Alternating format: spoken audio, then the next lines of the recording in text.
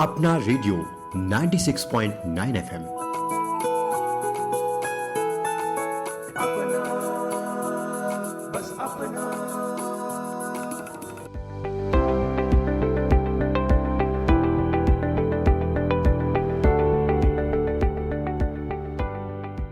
दोस्तों नमस्कार, आप सुन रहे हैं IIMC का सामुदायिक रेडियो अपना रेडियो 96.9 एफएम और मैं हूं उदय शर्मा।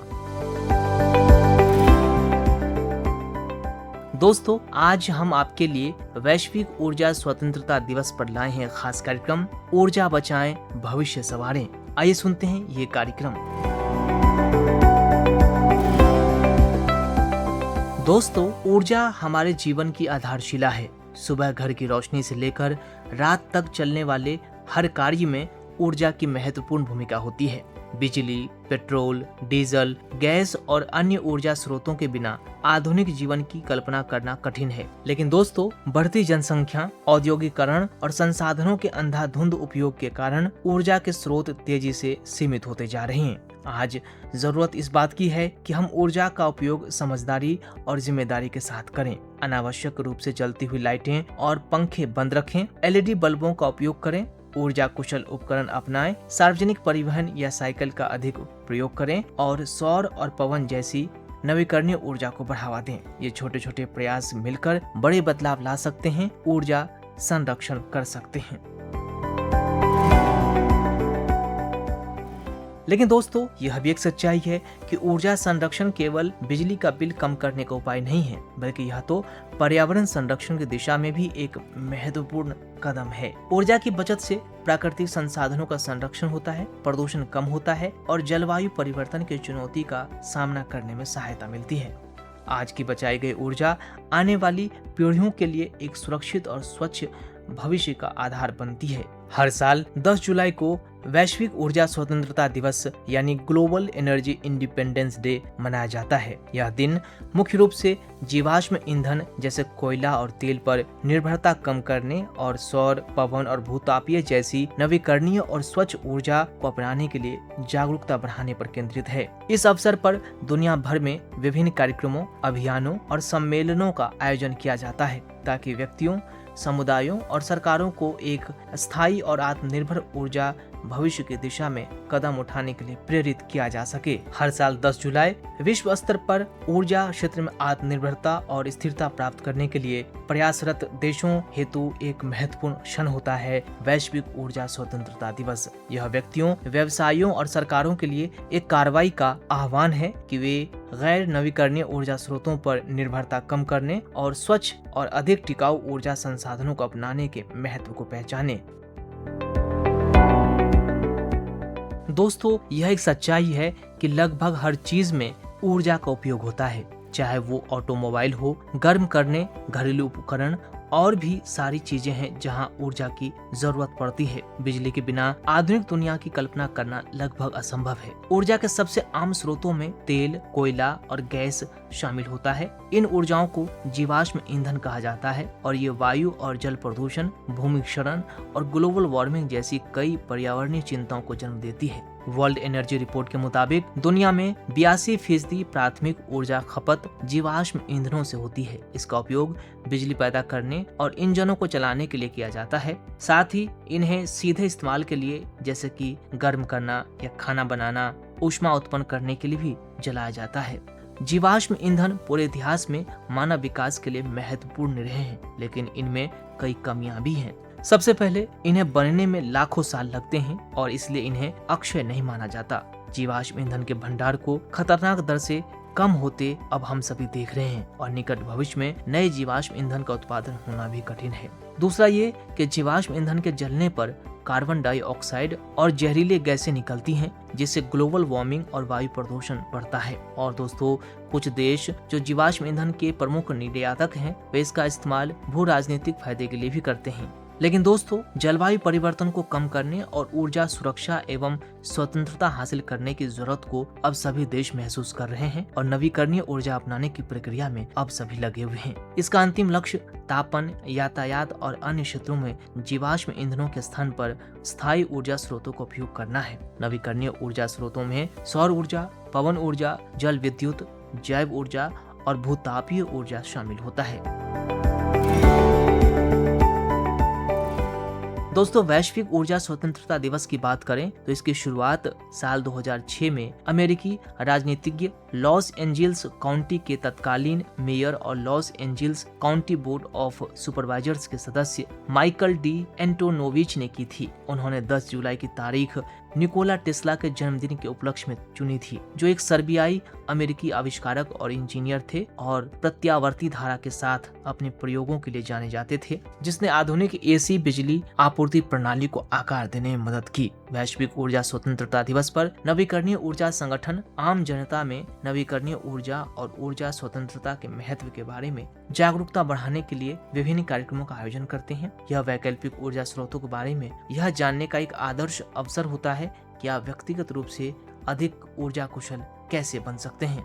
दोस्तों, आज अपने देश भारत की बात करें तो पीएम सूर्य घर मिशन योजना के तहत घरों में सोलर रूफटॉप लगाए जा रहे हैं, जिससे स्वच्छ ऊर्जा उत्पादन को भारी बढ़ावा मिला है। वहीं ऊर्जा दक्षता यानी एनर्जी इफिशिएंसी के मामले में उजाला एलईडी प्रोग्राम के तहत देश भर में करोड़ों एलईडी बल्ब वितरित किए गए हैं। इसने बिजली की भारी खपत और खर्च को कम किया है। स्टार लेवलिंग प्रोग्राम के तहत ऊर्जा दक्षता ब्यूरो द्वारा एयर कंडीशनर, फ्रिज और पंखों जैसे उपकरणों पर स्टार रेटिंग दी जाती है, ताकि उपभोक्ता बिजली बचाने वाले उपकरण चुन सकें। कार्बन क्रेडिट ट्रेडिंग स्कीम की बात करें तो उद्योगों को कार्बन उत्सर्जन कम करने के लिए प्रोत्साहित करने के लिए यह योजना लागू की गई, जो perform, achieve and trend PAT का उन्नत रूप है। वहीं ऊर्जा संरक्षण संशोधन अधिनियम 2022 के अनुसार भवनों, औद्योगिक इकाइयों और वाहनों के लिए ऊर्जा संरक्षण के नए और सख्त मानक तय किए गए हैं। तो दोस्तों, इन सब के अलावा और भी प्रयास हमारे देश में जारी है। तो और कौन कौन से प्रयास हमारे देश में देश की सरकारें कर रही हैं और कौन कौन से प्रयास हम सभी भारत के नागरिक कर सकते हैं ऊर्जा बचाने को लेकर, आइए इसके लिए सुनते हैं एक विशेष बातचीत। हमने बातचीत की है जवाहरलाल नेहरू विश्वविद्यालय के पर्यावरण अध्ययन विद्यापीठ यानी स्कूल ऑफ इन्वायरमेंटल साइंसेज के प्रोफेसर पवन कुमार जोशी जी से। आइए सुनते हैं ये विशेष बातचीत।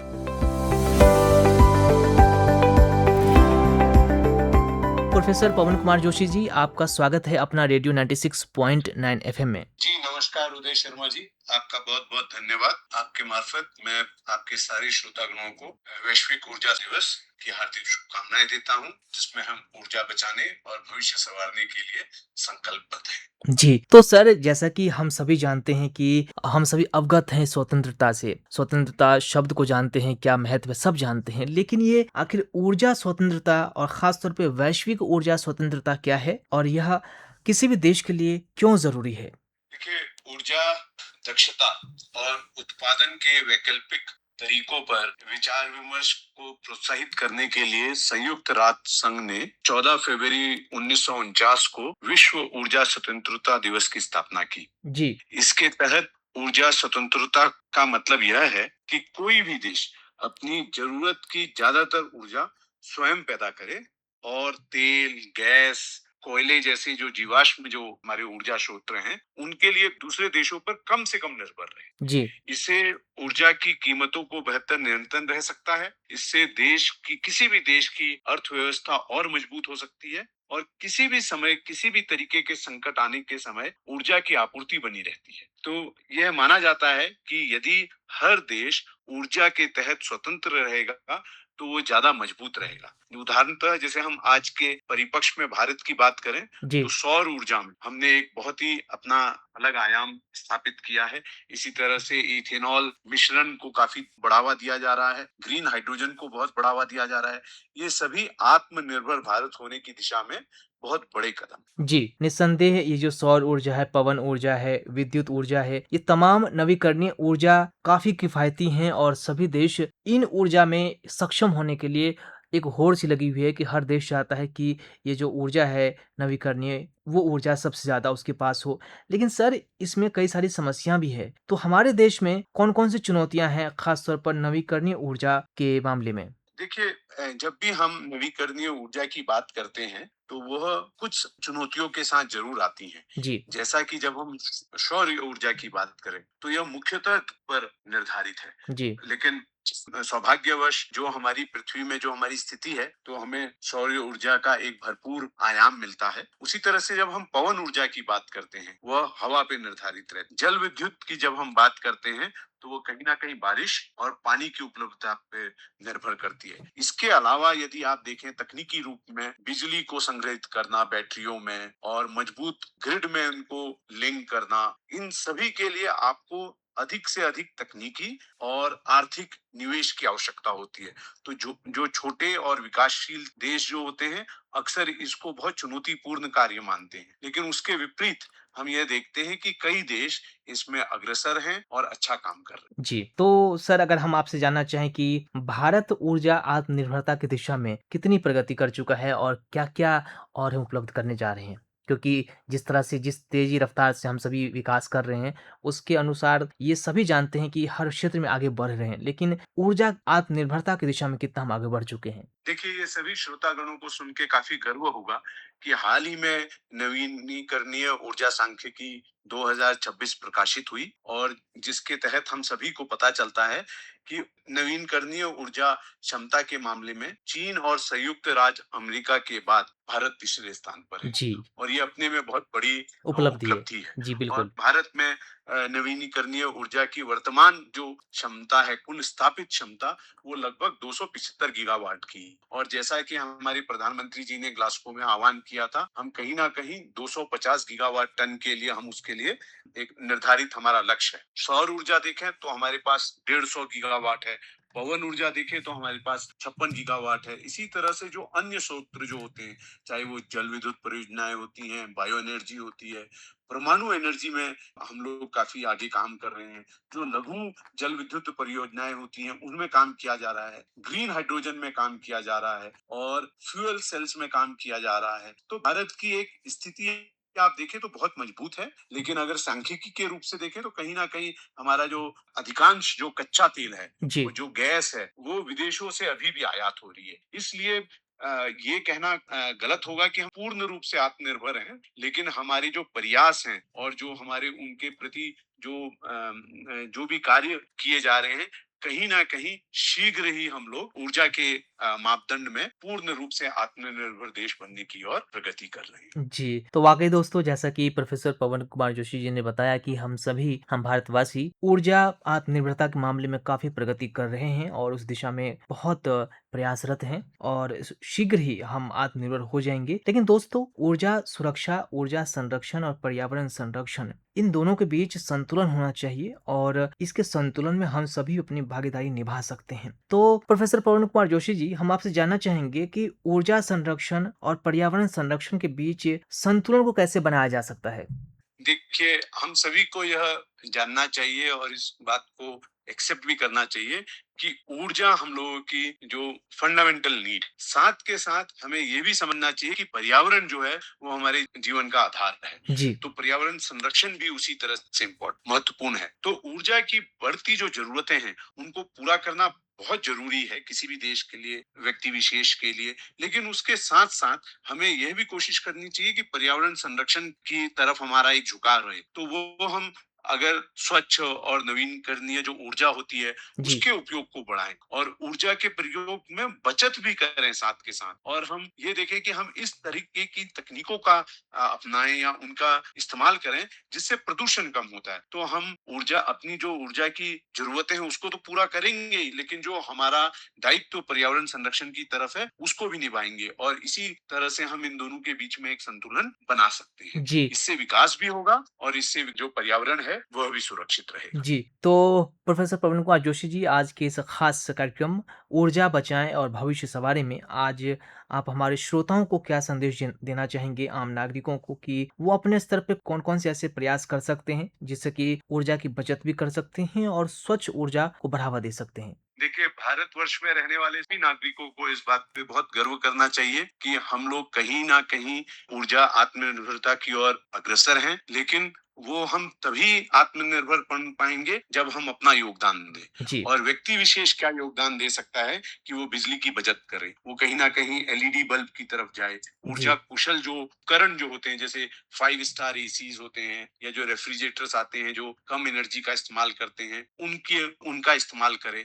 बेवजह लाइट, पंखे, एसी जो इस्तेमाल होते हैं उनको बंद करे। जो सार्वजनिक जगह हैं वहां पे भी इनमें कहीं ना कहीं रोक लगाए। सार्वजनिक परिवहन जो होते हैं, साइकिल का उपयोग करें। जहां भी संभव हो घरों की छतों पर सोलर पैनल लगाएं। तो आज हम देख रहे हैं कि काफी परिवार इस तरह के रूफटॉप सोलर लगातार अपनी बिजली बिल कम करने में उसके लिए लगा रहे हैं। उसके अतिरिक्त बिजली को ग्रिड को भी दे रहे हैं। तो यदि हम इस तरह से एक्टिवली पार्टिसिपेट करें तो हम एक ऊर्जा बचत और स्वच्छ ऊर्जा को बढ़ावा देने में ना कंट्रीब्यूशन कर सकेंगे। जी, तो वाक़ई दोस्तों हम सबको स्वच्छ ऊर्जा और ख़ास तौर पे ऊर्जा बचत की ओर ध्यान देने की ज़रूरत है, क्योंकि अगर हम सभी चाहते हैं कि जो जीवन है हम सबका वो पर्यावरण के अनुकूल रहे, तो इस दिशा में हम सबको ऊर्जा बचत की ओर ध्यान देना ही है और छोटे-छोटे कदम उठाकर हम यह प्रयास कर सकते हैं और वो छोटे-छोटे कदम मिलकर बहुत बड़े स्तर पर बदलाव ला सकते हैं और ऊर्जा का बचत दिखने लगेगा और हम सभी ये गर्व के साथ कह सकते हैं कि हम सब ने ऊर्जा बचत में अपना योगदान दिया। तो दोस्तों आज के इस कार्यक्रम में, इस बातचीत में हमारे साथ खास बातचीत की प्रोफेसर पवन कुमार जोशी जी, जो school of environmental sciences JNU के प्रोफेसर हैं। तो सर आपका बहुत बहुत धन्यवाद, आभार कि आपने इस खास कार्यक्रम में भागीदारी निभाई और इतनी महत्वपूर्ण जानकारियां आपने हमारे श्रोताओं के साथ साझा किया। जी उदय शर्मा जी, आपका भी पुनः बहुत बहुत धन्यवाद और आपके श्रोतागणों को विशेष उनसे आग्रह है कि वो ऊर्जा बचाएं और भविष्य को संवारें और कहीं ना कहीं भारत को जो ऊर्जा स्वतंत्र और आत्मनिर्भर देश बनाने की जो हमारी मुहिम है उसमें अपनी भागीदारी दें। जी बहुत बहुत धन्यवाद। बहुत बहुत धन्यवाद सर। जी हाँ बिल्कुल दोस्तों, आज हमारे देश में ऊर्जा संरक्षण और खास तौर पर हरित ऊर्जा को लेकर काफी सकारात्मक कार्य किए जा रहे हैं। आज ईवी को बढ़ावा दिया जा रहा है और फेम और पीएम ई ड्राइव जैसी योजनाओं के माध्यम से इलेक्ट्रिक वाहनों को प्रोत्साहित किया जा रहा है। पेट्रोल में एथेनॉल मिलाने की दक्षता बढ़ाई गई है, जिससे कच्चे तेल के आयात और प्रदूषण में कमी आई है। साथ ही ऊर्जा संरक्षण भवन कोड और इको निवास संहिता के जरिए आवासीय और व्यावसायिक इमारतों को इस तरह से डिजाइन किया जा रहा है कि कम से कम बिजली की खपत हो।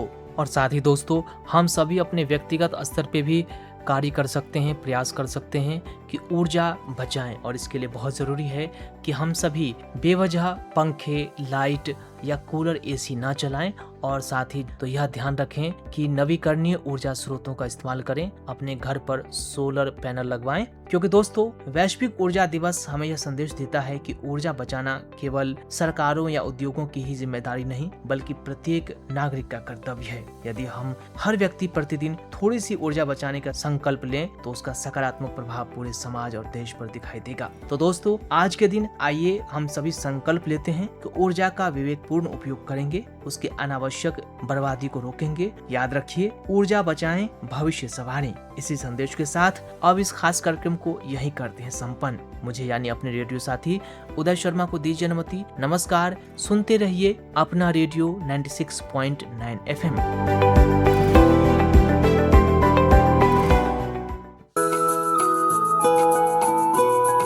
अपना रेडियो 96.9 FM।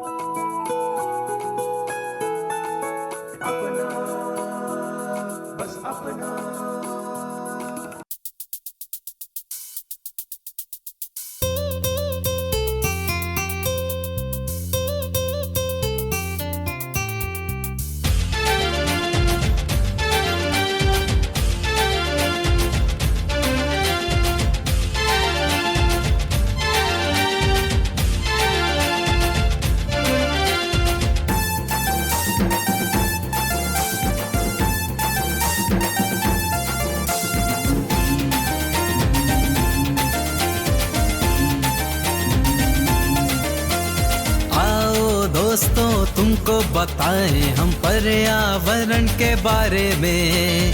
आओ दोस्तों तुमको बताएं हम पर्यावरण के बारे में। अगर चाहिए स्वच्छ हवा तो हरियाली बढ़ाओ आंगन में। चाहिए स्वच्छ हवा तो हरियाली बढ़ाओ आंगन में। कह रही है ये धरती फूल खिला दो मेरे आंचल में। आओ दोस्तों तुमको बताएं हम पर्यावरण के बारे में। आओ दोस्तों तुमको बताएं हम पर्यावरण के बारे में।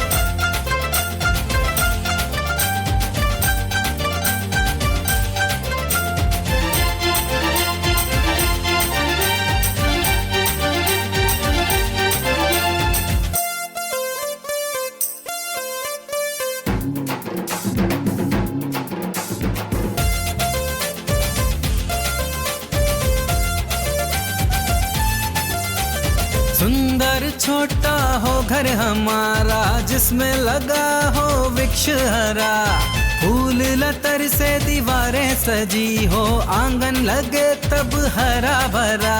छोटा सा एक घर बनाओ, हर आंगन में वृक्ष लगाओ, स्वच्छ निर्मल हवा मिलेगी, हर जीवन को खुशहाल बनाओ। दोहन किया प्रकृति को हमने, अब ना हम खिलवाड़ करेंगे। दोहन किया प्रकृति को हमने, अब ना हम खिलवाड़ करेंगे। वृक्षारोपण करके हम अपनी भूल सुधारेंगे। कह रही है ये धरती फूल खिला दो मेरे आंचल में। आओ दोस्तों तुमको बताएं हम पर्यावरण के बारे में। आओ दोस्तों तुमको बताएं हम पर्यावरण के बारे में।